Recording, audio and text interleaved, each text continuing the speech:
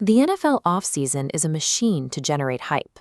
Between blockbuster trades and high-profile coaching announcements, the public betting markets and fantasy draft boards have already baked in massive expectations for the 2026 season. The problem is that investors routinely mistake splashy offseason moves for foundational roster stability.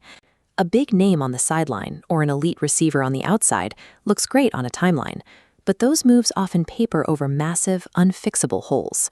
That brings us to our definition of an overrated team. Being overrated doesn't mean a team is outright terrible. It means the cost of investment, whether that's a win total or an average draft position, has completely detached from their actual probability of success. This chart maps out the current 2026 market valuations.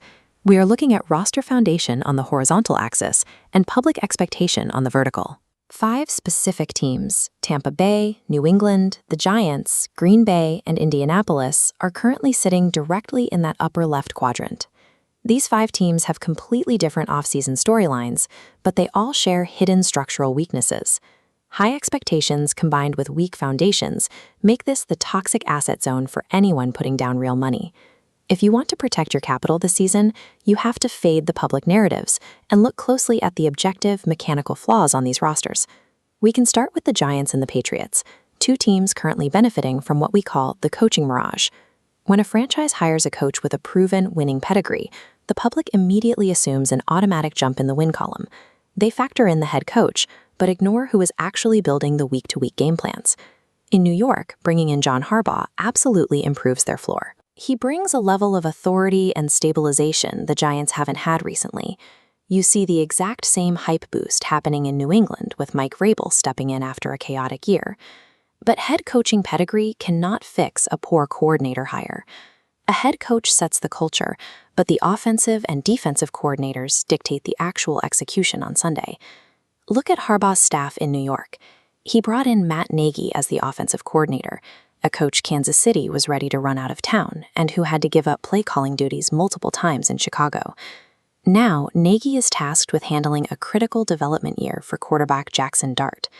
You can have a great leader at the top, but if the offensive scheme is flawed, your young quarterback is going to take the hits. The likely outcome here is an offense that remains capped and predictable. Betting heavily on a team just because of the head coach ignores the massive liability of having poor schematic leadership directly below them. Next, we have the structural attrition trap. This happens when a roster is so thin that removing just one cornerstone player causes the entire system to fail. In Tampa Bay, Mike Evans was the primary win condition for that franchise. When he played, they won. Now he's gone, and the offense has lost its ultimate safety net. Baker Mayfield enters the season demanding a new contract, but he is going to be operating without the receiver who bailed out his efficiency time and time again last year. Compile that with a defense that completely fell apart down the stretch, losing 7 of their final 9 games. Now Todd Bowles enters the season squarely on the hot seat. Green Bay faces a similar attrition problem on defense. Micah Parsons is dealing with an injury and reportedly won't even practice until October. Look at the data from late last season. When Parsons was out of the lineup, the Packers generated just 3 total sacks over a 4-game stretch and gave up nearly 30 points per game. Their defense plummets without him. That defensive collapse immediately forces Green Bay to rely entirely on Jordan Love playing perfectly behind an offensive line filled with serious question marks. High expectations combined with low roster depth is a dangerous mix. These teams are high-risk investments, prone to sudden collapse the moment they hit friction. Finally, we have the sunk cost imbalance. This is what happens when a front office aggressively buys elite talent while completely ignoring a fundamental ceiling at the quarterback position. The Indianapolis Colts went all in this offseason, acquiring a lockdown corner in Sauce Gardner. It's a massive talent upgrade for their defense, but they made that move while keeping Daniel Jones under center. Before Jones tore his Achilles last year, he had already reverted to his worst habits, making bad decisions and turning the ball over. New England made a similar gamble. They brought in an elite receiver in A.J. Brown to give their offense an undeniable focal point, but they are banking heavily on Drake May duplicating a regular season where he objectively played above his head. He's a young starter who still lacks offensive line support and secondary pass catchers to take the pressure off. Adding an elite receiver or a shutdown corner to a roster with severe quarterback limitations is like bolting a custom spoiler onto a car. It looks fast on the starting line, but it doesn't matter if the engine block is cracked. The public consistently overvalues flashy weaponry, but the true ceiling of a team is dictated by the consistency of the player actually delivering the football.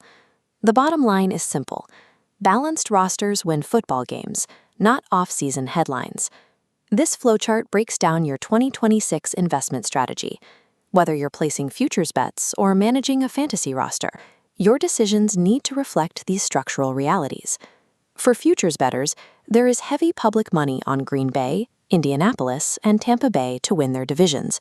Take the field over them and target their win total unders. For fantasy managers, you need to actively downgrade offensive pieces trapped in unstable systems. That means limiting your exposure to Jackson Dart under Matt Nagy and treating the Tampa Bay passing attack with extreme caution. Finding a real return on investment in the NFL means clearing away the distractions. You have to locate the exact moments where the public is being blinded by a shiny object. Anchor your bets and your drafts to actual roster mechanics. Let the public fall into the hype trap, and you'll find yourself on the profitable side of the board.